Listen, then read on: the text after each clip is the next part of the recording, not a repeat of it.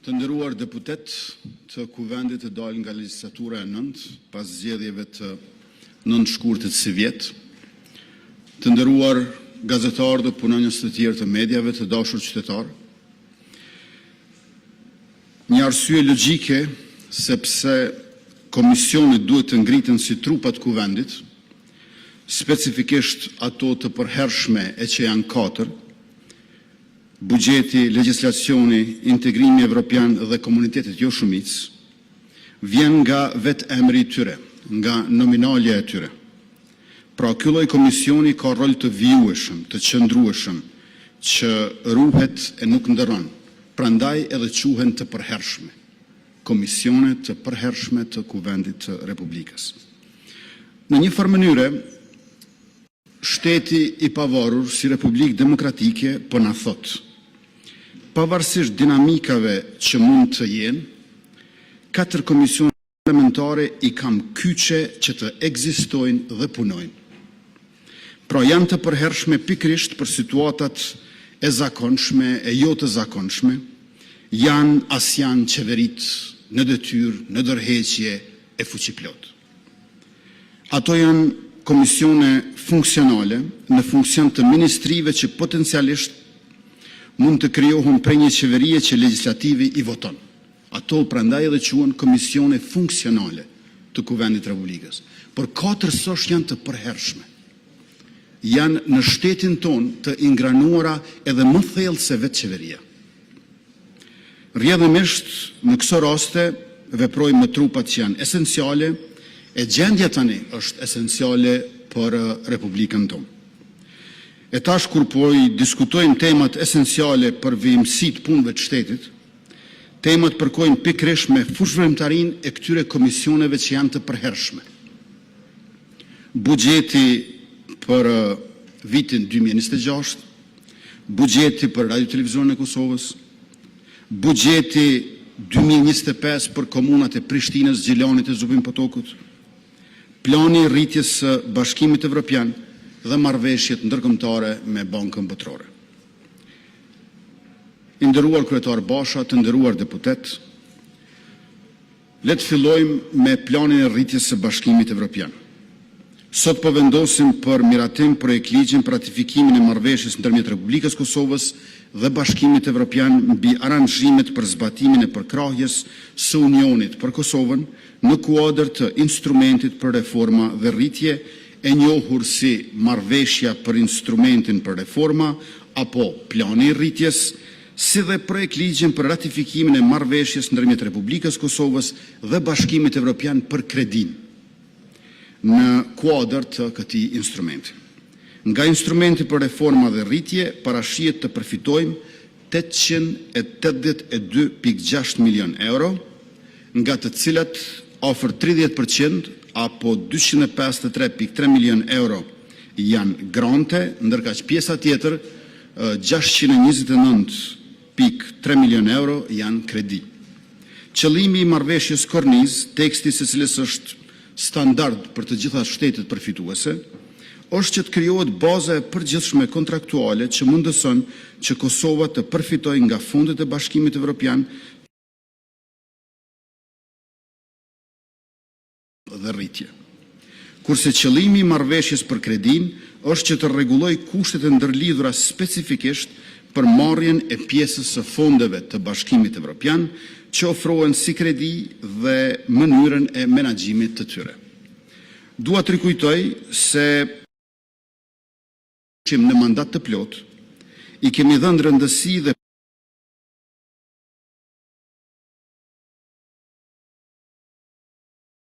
Komisionit Evropian. Ne kemi qenë ndër shtetet e para në mos të parët që kemi finalizuar agjendën e reformave dhe këtë e kemi arritur brenda afatit fillestar të vendosur nga Komisioni Evropian, gjersa formalisht e kemi miratuar. Megjithatë, pjesërisht nga vonesat në finalizimin e agjendës së reformave nga disa nga shtetet tjera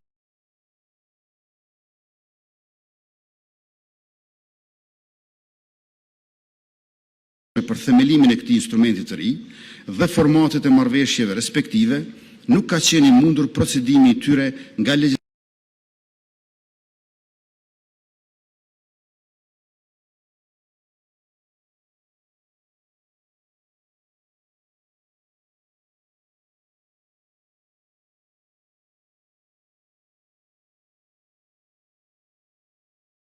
dhe është pranuar në qeveri përkatësisht me 27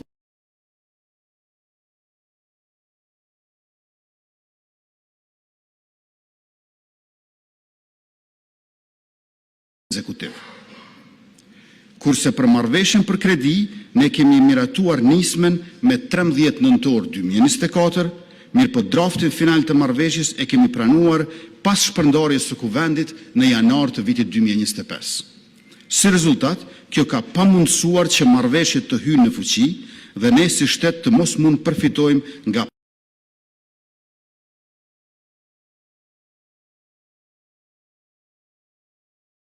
Andaj, me qenë sa afatet janë fikse dhe po ecin, sepse koha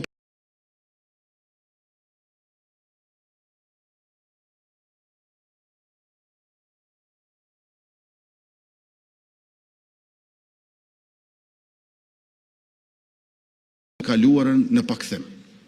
Çdo vonesë e më tutjeshme e komplikon dhe rrezikon si përfitim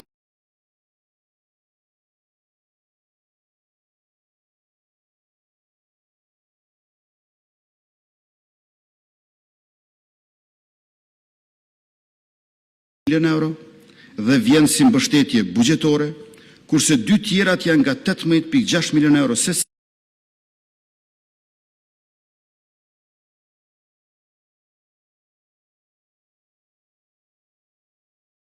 në kuadër të programit të reformave që kemi zbatuar në bashkëpunim me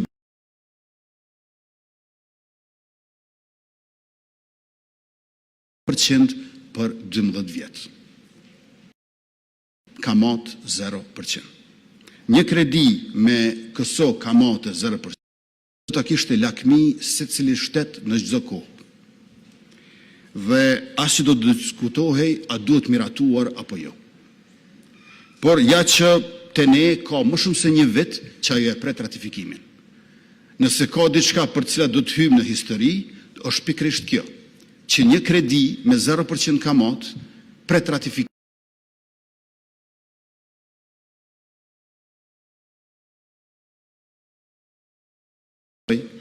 Do ta kishte lakmi secili shtet I botës në çdo kohë. Dhe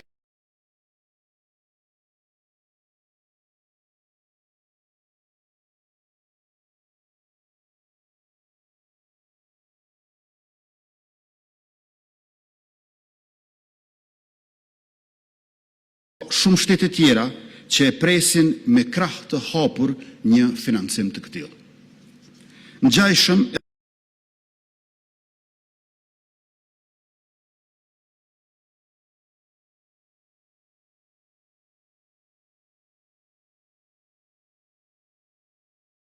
e sigurimit shëndetësor.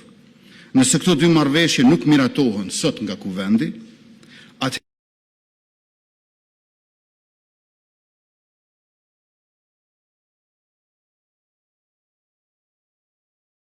shëndetësore.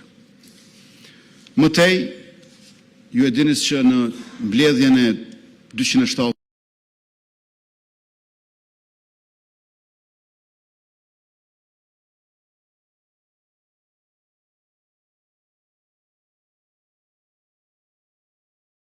njëherë në vlerë prej rreth 4 miliardë euro, ku 1/4 apo rreth 1 miliard euro janë buxhetuar për investime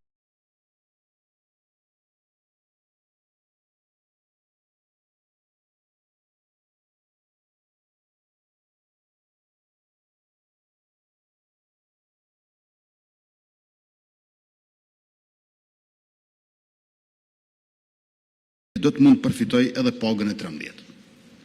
Gjithashtu, është I përfshirë edhe zbatimi I rritjes së pagës bazë me 0.5% për çdo vit I pune, për dallim prej asaj që kemi pasur më herët, ku në 15 vitet e para të përvojës së punë më e vogël apo vetëm 0.25% për çdo vit përvojë pune. Kjo përkthehet në rritje shtesë për pagën e secilit që punon në sektorin publik, varësisht nga vitet e përvojës së punës. Buxheti që kemi sjellur në kuvend për vitin 2026 përfshin edhe rritjen e pensioneve, shtesave për fëmijë, shtesave për lehona, pagesave për tridh dhe gratë që angazhohen nga superpuna, kompletimi i reformës asistencës sociale e shumë të tjera mbështetje për familjet onë mban Kosovës, pa dallim komune apo komuniteti. Me këtë buxhet rritet mbështetja për barna esenciale, por rritet gjithashtu dhe mbështetja për kulturën dhe për sportin. Rritet mbështetja për ndërmarrësit për sektorin privat dhe për bujqet, por rritet edhe buxheti për investime në infrastrukturë publike. Mirë po, para se gjithash, me këtë buxhet sigurohet qëndrueshmëria dhe vijshmëria e shtetit ton dhe zhvillimit të tij e progresit shoqëror në vendin ton. Radio Televizioni i Kosovës gjithashtu është në renditë sot. RTK-ja është institucion publik i themeluar nga kuvendi. Dhe kuvendi është përgjegjës për financimin e Radio Televizionit Kosovës. Buxheti për Radio Televizionin e Kosovës madje as nuk varet nga qeveria. Interaksioni i vetëm i RTK-s është me trupat e kuvendit. Konkretisht me Komisionin për Buxhet, i cili duhet të miratoj alokimin e fondeve për RTK-n. Me atë vendim, thesari me automatizëm bën ekzekutimin e transferit. Pra të rasti i RTK-s kemi një lidhje direkte midis Komisionit për Buxhet të Kuvendit të Republikës me thesarin e shtetit që ndodhet në kuadër të Ministrisë së Financave. Pra as nuk ka propozim e as miratim nga qeveria. Krejt çfarë duhet mund të bëhet për brenda kuvendit duke themeluar Komisionin për Buxhet. Prandaj, nëse për ligjin e buxhetit opozita pas ka vërejtje e brenga në raport me qeverin tonë detyrë, kjo nuk ekziston fare në rastin e RTK-s. Financimi për RTK-n nuk ka të bëjë me qeverin. Komisioni për Buxhet, thesari i shtetit. Në gusht të këtij viti, në mungesë të një kuvendi të konstituuar, ne si qeverin detyrë e morëm vendimin që të ofrojmë një zgjidhje imediate, por të përkohshme. Një overdraft, nëse mund të quhet ashtu, e cila do të mbulonte nevojat deri në konstituim kuvendit. Meqense nuk e kishim ende kuvendin të konstituuar, sepse nuk ishte zgjedhur kryesia e kuvendit. Por tash kuvendi është i konstituuar, nuk ka asnjë arsye që të refuzohet miratimi i buxhetit të RTK-s nga kuvendi. Ndërsa qeveria në anën tjetër e ka të pamundur të ofroj overdraft mbi overdraftin. Kur vetë themeluesi Radio Televizionit Kosovës, që është kuvendi i Republikës, refuzon të alokoj buxhetin. Të nderuar deputet, çdo kuvend ka legjitimitet që të marrë vendime në dobi të shtetit e të shoqërisë. Legaliteti vlen për të mbështetur legjitimitetin që kuvendit i buron nga populli. E drejta duhet edhe të ketë efekt në shoqëri. Nuk mjafton të jetë letër procedurash. Demokracia një mend është edhe procedurë, por procedurë për t'i bërë mirë shtetit dhe shoqërisë, jo për t'a blokuar veten apo për t'a pamundsuar dhënien e së mirës. I kemi marrëveshjet ndërkombëtare që i ka proceduar Presidentja e Republikës. Ato i duan 80 vota. Kjo nuk ka të bëj me asnjërin prej nesh veç e veç. Nuk ka rrugë tjetër veç se të gjithë bashkë të votojnë.